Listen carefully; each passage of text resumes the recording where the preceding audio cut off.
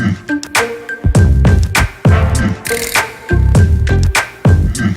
to another edition of The Naked Truth. Your host Ramon Roan. John is in the background today. This is a continuation of the interview that we had with Travis Pearson and Shalonda Davis of the movie called America Street. Please, if you get a chance to see it, please watch it and support this filmmaker, young filmmaker. And this film was done here in Charleston, South Carolina. What we want to do is that we want to give a more organic feel to this interview, and so we kept the cameras rolling, and so you had a natural take from those participating, the filmmaker and also the actress, and what they took from the film, and you can see some really raw emotions. So without further ado. And I'll come back and close this out. Please visit our website at www.jfrinc, and please like and share this video. And here, without further ado. So, are you going to reconcile some of the relationships in the sequel? The thing is that I'm trying to push this. I want this to be a series. I'm trying to make America Street into a series. The reason why, the reason why I named it America Street is that the play on that theme, the concept of America, like it's just a concept in the street cats, the interaction with one another to try to achieve that dream, and that divide between the two, like law enforcement, cracking down, and especially in African American males that never felt like they were part of this concept, this idea of what America is. So and what I want to do, because like I said, We Are Tomorrow Hiding is a period piece, because I want to show the intergenerational, between the two. She's going to be starring in it. It's awesome. In my head, it's awesome. how about the love triangle? Does it get tighter? No.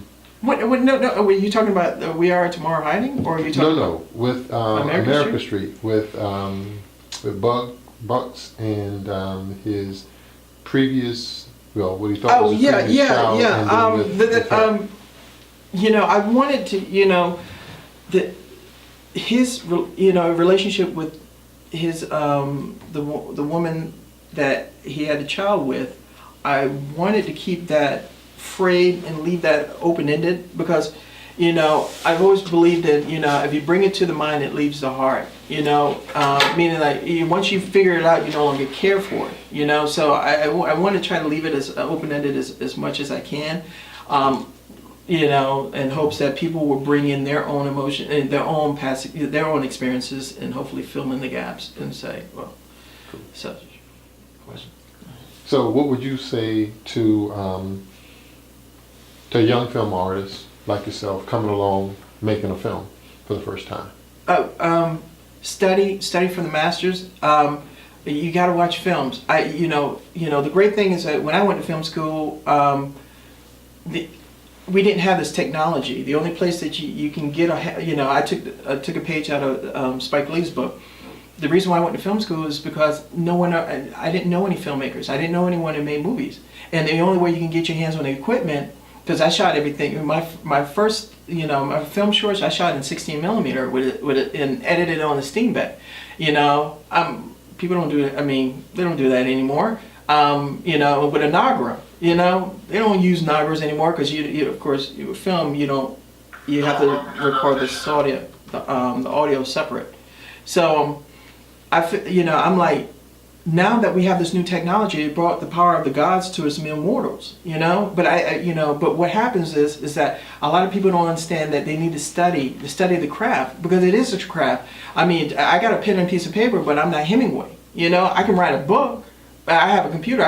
But what makes you great is to study and to master what they've done. How about the professionals that you've worked with? List some of them. Just a few. Name drop. No, but that's part of honing the craft, is that you get to look into the minds, and you get to take a look at some people who've been there, done that. Well, the ones I would mention that I had a chance to meeting director wise. That had an influence on you. Oh yeah, most Personally. Yeah, I got to meet. Oh my God, Nick Cassavetes. Got to see how he worked because when they were shooting Notebook here, and his father is my god. Is one of my idols, John Cassavetes. I'm like, what? But I got to meet his son, and it was a thrill, and just to see him work. How he would block a shot and how he would direct his actors and stuff like that. I was in awe, and also Anthony. I don't even know how to pronounce his last name. He's the one. He did Cold Mountain, and he got arrested, so he passed away. But he was so nice. He, a friend of mine introduced me. Said, hey, he's aspiring to be a director himself. Trevor. He said, oh, yeah, sure. And he said, you want to watch me while he let me stand behind him while he's directing this big epic, and I'm like, wow. And seeing, I was in awe of that. I was like, all right, that's peace, I was like, oh, okay. But I learned a lot from his stuff too. What else? Dante James, he's a really good, Dante James is awesome. Yeah. So if a young lady came up to you and asked you, once I watch the film, what do you want me to take away? What would you say? What do you want her to remember about you, the way you played the role? Well, don't give up on the possibilities that are in life. Don't give up on love. Don't give up. No, it doesn't matter what you go through. There is a rainbow. You just got to hold out for a minute sometimes. It's not going to always come to you when you want it to, because there are lessons in life that you have to learn in order to use whatever's coming at you the right way. Because if you get something before you're actually ready and know how to deal with it, you can mess it up. So take the lessons that comes, to strengthen you. Take them as lessons. Don't take everything so seriously. Yeah, some of the things that we go through hurt in life. Things hurt. When people lie to us or do whatever they do, they hurt. But understand that even though it hurts at that moment, it could be turned around. Every and anything in this world that comes at you can be turned around and used in your favor. So what stops you from, I guess, letting go the string of life or jumping over the edge? Well, the biggest thing I'm fighting right now is to see that I am the greatness that God made. I am great. And that's a daily thing for myself. I'm a person that I always take on other people's issues and problems because I don't want people to feel the pain and hurt that I feel and have to go through stuff, and people have to go through their own stuff. I'm always the type, I grew up in a home where, I was abused. And the only thing that gave me peace was being locked in my room and writing and singing and praying,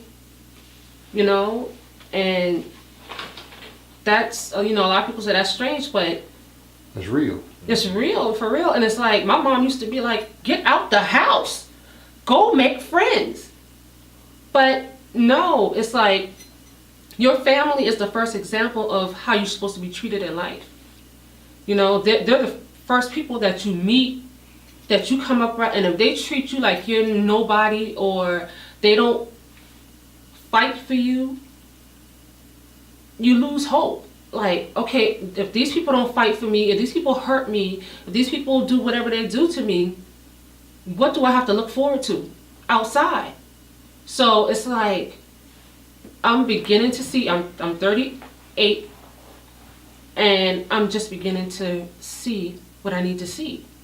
And I used to feel so, like I would tell Travis, I'm like, man, dude, listen, I'm too old to be trying anything new. Like, dude, for real, like, I'm too old to be trying to act at this age. And he would always say, Shalonda, no, why do you think that way? No, you know, and it's like, I'm the caregiver of everyone in my life. I take care of people.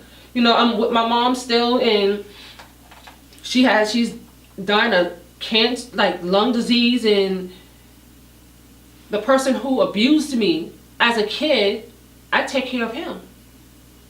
You know? And it's like, you know, people are always like, girl, you crazy. How can you do that, girl? Something is wrong, girl. You gonna flip? And you know, all this stuff.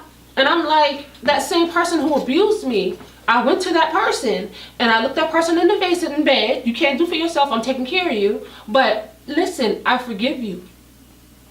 And I love you. The only person you have to make peace with is God. And when I said that to him, the tears just started flowing because he can't talk, you know? And I'm like, I forgive you. So, like, Iyanla Vanzant and, you know, other people that what is his name? Deepak Chopra? Deepak. Yeah, him. Chopra. Yeah. You know, I like to watch these inspirational stuff, and it's like, you got to forgive. You got to forgive. And the biggest person that I have to forgive, the biggest, is myself. Because I keep putting all the pressure on myself. You know, Travis and other people that I'm around, like my new family, it's like, Dad was like, you too hard on yourself. I'm like, I'm too old to be playing around.